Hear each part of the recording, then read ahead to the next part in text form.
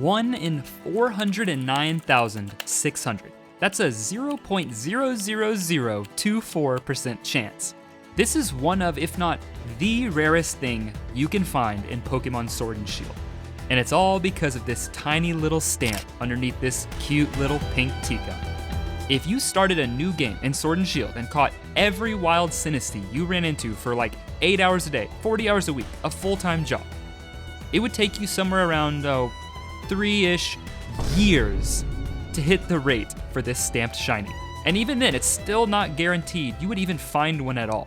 So then how in the world, in just 2 weeks, did I manage to find this?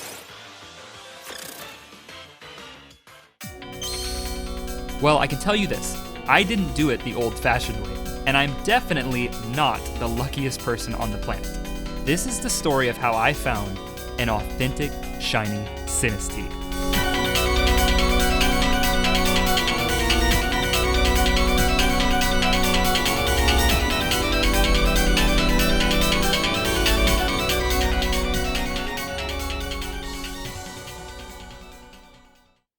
You know, I'm not really sure why I decided only a few short weeks before the release of Scarlet and Violet to embark on pretty much the hardest Sword and Shield shiny hunt there is, but yeah, that's what I did, so. And just a quick overview for those of you that are unfamiliar.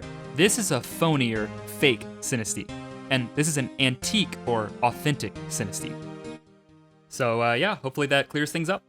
No, but the only way you can tell these apart in battle is to painstakingly wait for them to do this little spin animation and make sure the battle camera is also positioned correctly at that exact moment, then take a 1-second sneak peek at the bottom of the cup to see if this tiny bluish stamp is there. That, or you could just catch every single one you encounter and check if it's authentic by using its respective evolution item on it. If it evolves with a cracked pot, it's phony. If it evolves with a chipped pot, it's authentic.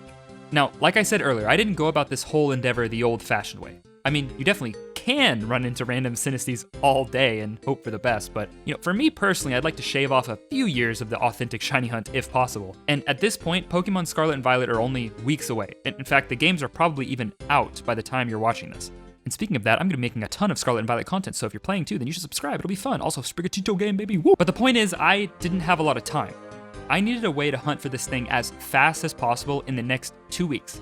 And it just so happens that a relatively new method was discovered by some people much smarter than me.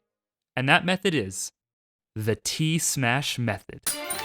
This method is honestly pretty simple, and I'm actually surprised that more people don't know about it by now.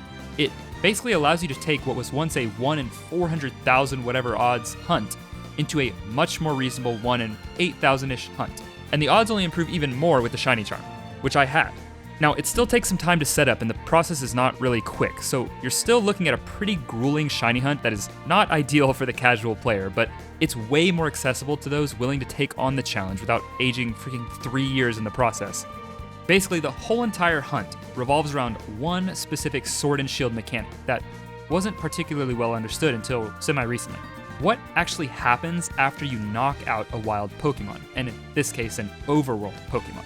Well, if I were to battle this Sinistea, knock it out, and see what spawns in its place. Originally, before this hunt, I would have told you that, anything could spawn in that area, just whatever's in the area. But that wouldn't be fully correct. There's actually a 50-50 chance, a coin flip, that the same species you knocked out respawns again in its place. And it just so happens that if you knock out an authentic Sinistea, well, that counts as its own species. So there's a 50-50 chance that a new, authentic Sinistea spawns into its place every time. Now, before I show you how I set this up and what ended up happening, if you're looking for more details and data on this method or the history of authentic shiny Sinistea hunts in general, please go watch AbsolBlog's video on his Sinistea journey. It's incredible. He's a super intelligent guy and storyteller, and will explain things in way better detail than my video ever could. His journey was a huge inspiration of why I even took on this hunt myself. Anyway, after me and Frostless finished our drinks, we took the knowledge Absol gave us of this T-Smash method and put it into action ourselves. So you kill a Pokemon, the same species spawns again half the time. That meant I needed to find an authentic Sinistea to knock out before I could even start my hunt. So I got to it, saving my game and catching every single Sinistea I could find for hours on end. The Antique is a 1% encounter rate, 1 in 100, making this quite the time-consuming setup. Find a Sinistea, save, battle it, catch it, check if it can evolve with the cracked pot. If it does, well, that's a fate, and then repeat. But eventually, after an entire day of hunting, I actually think I got pretty unlucky. I found my first authentic Sinistea. Now, because I saved before every single encounter, I was able to comfortably reset my switch at this point, knowing that the last one I caught was a wild, authentic Sinistea. It's going to be in front of me at all times. This meant that I could now turn my game on, battle the authentic Sinistea, knock it out, and then wait. Wait for the 50-50 shot that another Sinistea appears. And if it did, that meant it would be authentic. For sure, right? Well, no, not exactly. See, because Sinistea spawns in this area normally, there's actually a chance that if I miss the 50-50, a phony Sinistea spawns because it's a different species, and I'd never know unless I checked for the mark. So in this hunt, despite there being a solid chance to produce a consistent authentic Sinistea spawn after every chain knockout, there is still a chance that the shiny teacup I find is phony. Great. But that's the best odds we've got right now, and it's a whole lot better than what we had before, so, well, my hunt began. Sinistea after Sinistea, I continued to knock them out until a different species spawned. Then I'd reset my game, over and over again. It was definitely a more active hunt than I was used to, and it was not really something I could do mindlessly. I really did not want to go through all of this setup and prep work just to run into a phony pink cup. About midway through this hunt, I recalled once again how insane I would probably seem to people who don't shiny hunt for doing all of this just for a stamp on a Pokemon that you can't even see. I mean, shiny hunting's already kind of crazy to begin with, and actually, I probably just seem insane doing this to the majority of people now that I'm thinking about it. I will say, having my shiny Frostless following me around the entire hunt was a nice little bonus compared to my other big shiny hunts that are normally just loading screen simulators. Oh, and speaking of my Frostless, she actually plays a critical role in this hunt. Like, I'm talking life or death critical. And let's just say I may have failed to do enough prep work for this hunt at the worst possible moment. You'll see what I mean in a little bit.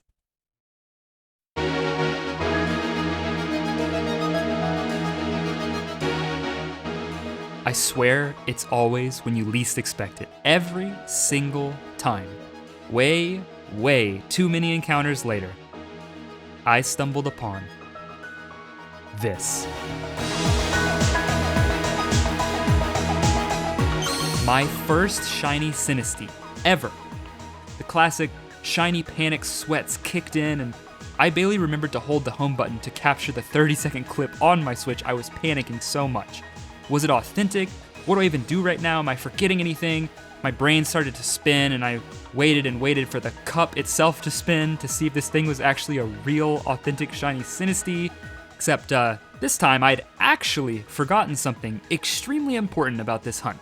This Sinistea knows the move Memento, a move that harshly lowers the target's offensive stats. Okay, and then it just, kills whoever uses the move. This Sinistea was a ticking time bomb. If it used Memento, it's dead, 100%, and I had completely forgotten. In a perfect world, I'd have brought a Pokemon with the move Memento and used Imprison or something to completely block Sinistea from even using that move, or just a Pokemon that knew the move Block or Taunt or something. But instead, little old me just brings along my favorite Pokemon, Frostless, like I always do, and wait a sec. My Frostless, by some miracle of my past self, knew the move Taunt, just from playing the ranked ladder in double battles. It was a good move. Old Noki unknowingly saved me from potentially the worst shiny fail that the world has ever seen, and it was completely an accident. By this point, I had realized I needed the move Taunt or something like it and was incredibly relieved to see my Giga Chad Frostless had everything I could ever need. But I still didn't know one thing. Was this shiny Sinistea sitting in front of me this whole time even real? Where was the freaking stamp? And then it happened. 16 days straight, all day for this. A shiny, authentic, antique, real Sinistea, stamp and all. One of the rarest shiny Pokemon, sitting right in front of my eyes. All I needed to do now was catch it. But what Pokeball is fit for a Pokemon as cute, purpley pink, and rare as this thing? I scan my bag. My go-to, the Premier Ball.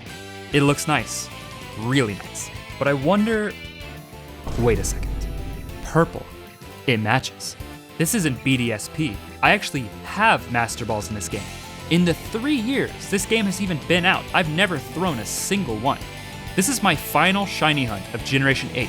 It was the end of an era. And so I decided, just this once, that maybe I could remember my Master Ball this time.